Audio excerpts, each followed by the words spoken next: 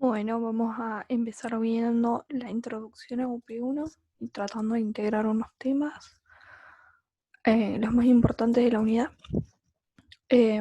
para que practiquen en el momento del examen. En el momento del examen es una vida sin pandemia. El examen normal es oral, se rinde con 2 o 3 profesores, depende de la mesa, casi siempre son 2. El profesor nos da una unidad en problema, la leemos y empezamos a relacionar con los temas.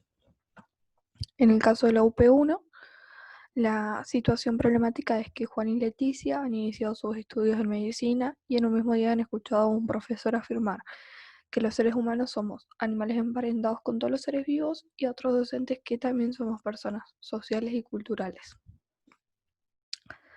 Lo que a mí me servía mucho era resaltar las frases que me llamaban la atención y que sabía que de alguna forma lo podía relacionar con los temas que se desarrollan en la unidad problema. Bueno, podemos empezar hablando de por qué un profesor decía que las personas éramos sociales y culturales.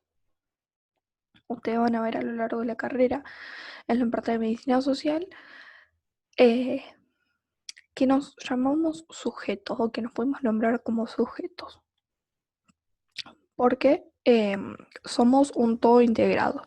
Tenemos pequeñas individualizaciones sociales, culturales, físicas, psicológicas, biológicas, etcétera, que conforman un todo que somos nosotros. Entonces, todas estas individualizaciones nos van a condicionar en nuestro proceso de salud-enfermedad. ¿Sí? La salud siempre plantearla como un proceso.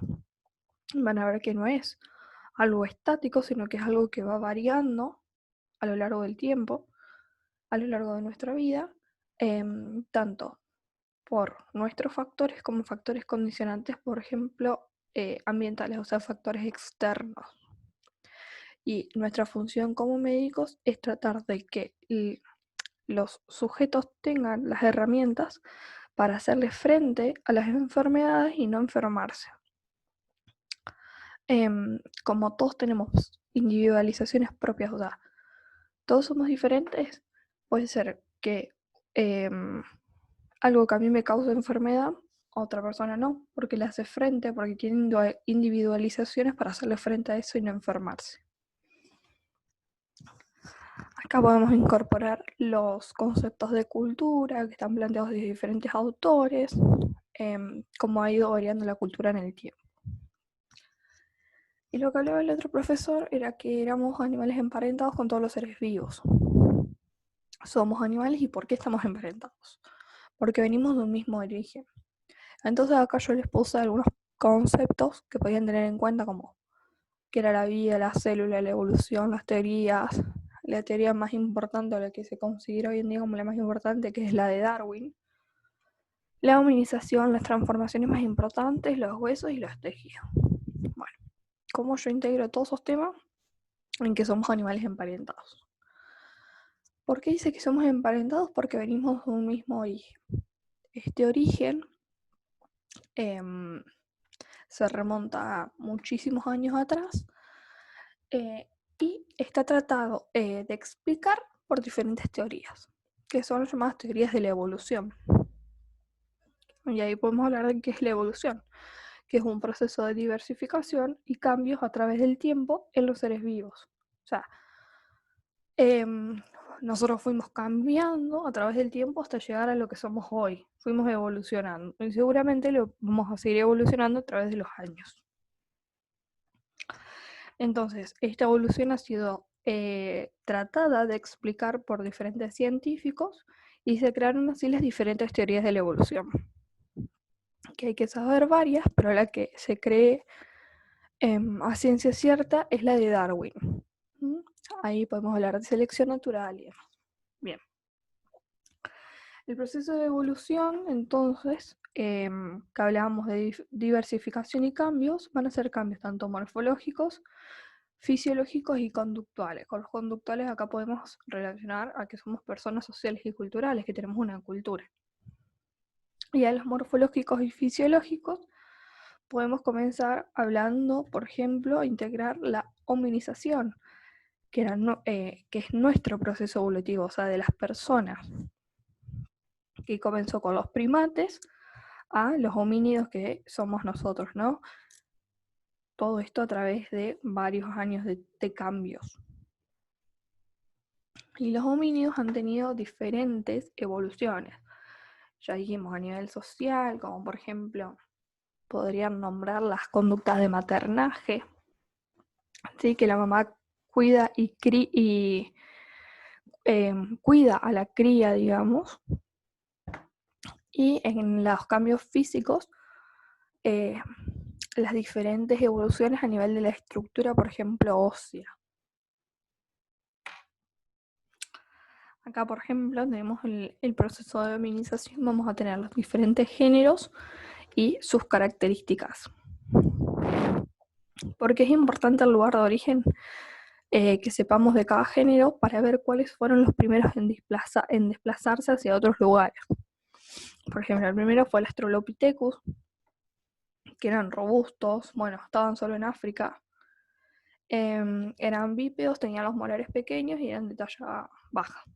Y el tamaño del cerebro también es importante, que era de 500 centímetros cúbicos.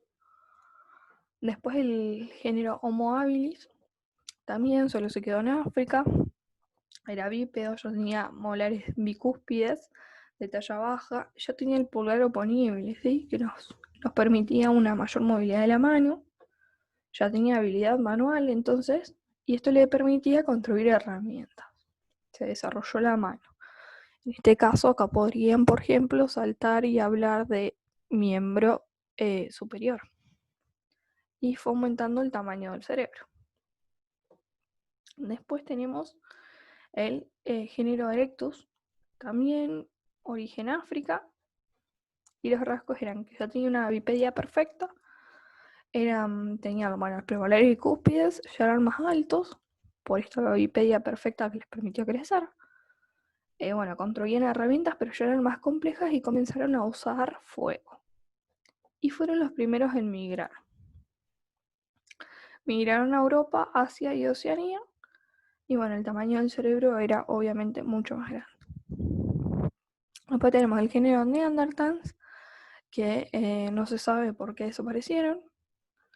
Estaban en Europa y en Asia y tenían rasgos de bipedia, premolar bicúspide, talla alta, las herramientas complejas, y comenzaron con la cultura del fuego.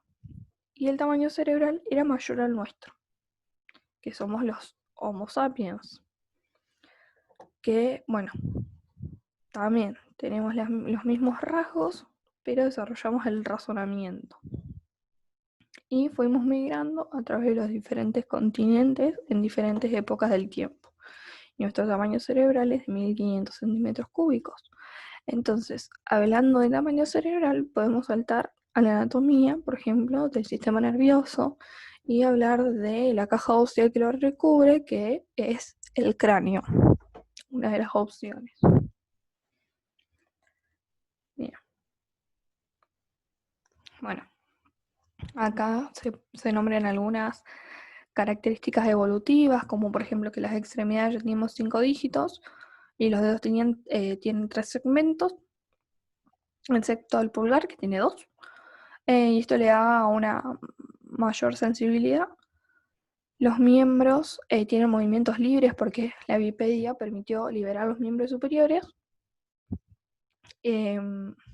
Y ejercer nuestros movimientos mediante los miembros inferiores.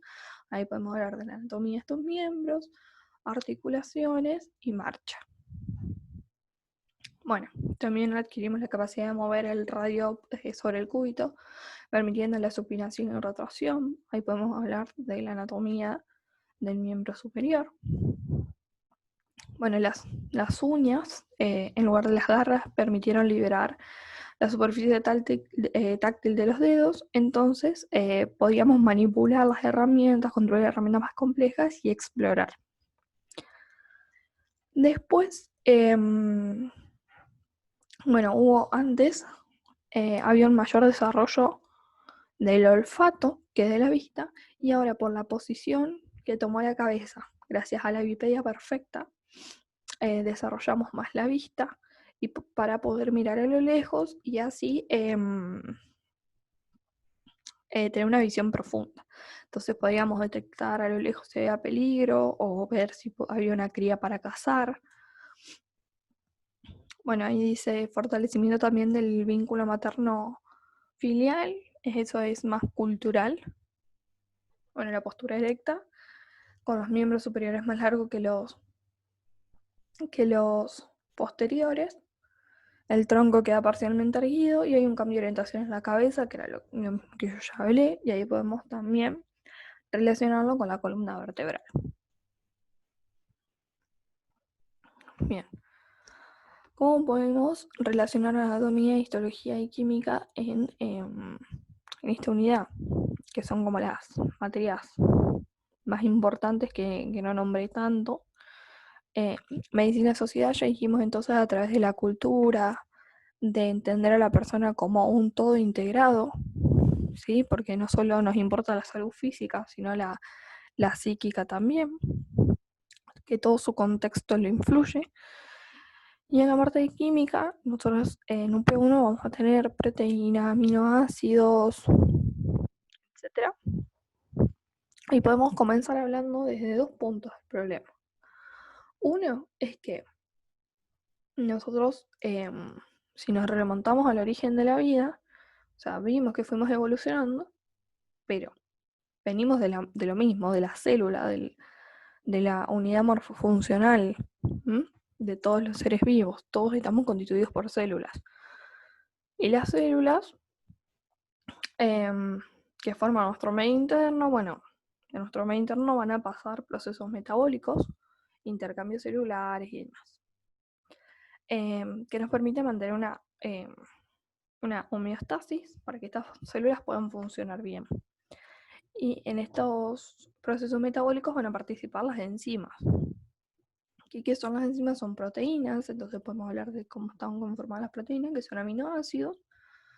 Bueno, y desarrollar más los temas ahí. O podemos comenzar hablando que con la evolución incorporamos la ingesta de carne, que es una fuente de proteínas. Entonces ahí también tenemos otra vez para hablar de proteínas y aminoácidos. Después, con respecto a anatomía, podemos comenzar hablando, en este caso tenemos cráneo, columna y miembros, mediante nombrando primero los cambios evolutivos a nivel físico, o también hablando desde la bipedestación y de la evolución de mantenernos erguidos por las modificaciones esqueléticas. Podemos hablar de los beneficios que tuvo esto, o sea, reconocer el peligro a lo lejos, hacer una visión profunda y demás. Ahí podemos hablar de ojo, que está en otras unidades. Y bueno, relacionar todo esto de dónde están situados los ojos, están situados entre la fosa ocular, que está entre el cráneo y la cara, entre los huesos del cráneo y la cara, hay que hablar del cráneo, y que el cráneo va a estar, digamos, unido al resto del cuerpo mediante las cervicales que forman las primeras vértebras de la columna lumbar. De la columna vertebral, perdón. Y después podemos integrar histología hablando desde nuestro principio de vida, como ya les dije, que aunque fuimos evolucionando todos, estamos compuestos por lo mismo, que son las células, y que las células tienen estructura, sí, van a tener organelas, y tienen una membrana plasmática. Entonces ahí también podemos saltar a hablar de química, porque esta membrana plasmática va a estar constituido por fosfolípidos y demás, y va a tener proteínas que sirven para el paso de sustancias. Entonces ahí podemos comenzar hablando de qué son las proteínas, las diferentes funciones que tiene. Y bueno, así es más o menos cómo se integra la unidad problema.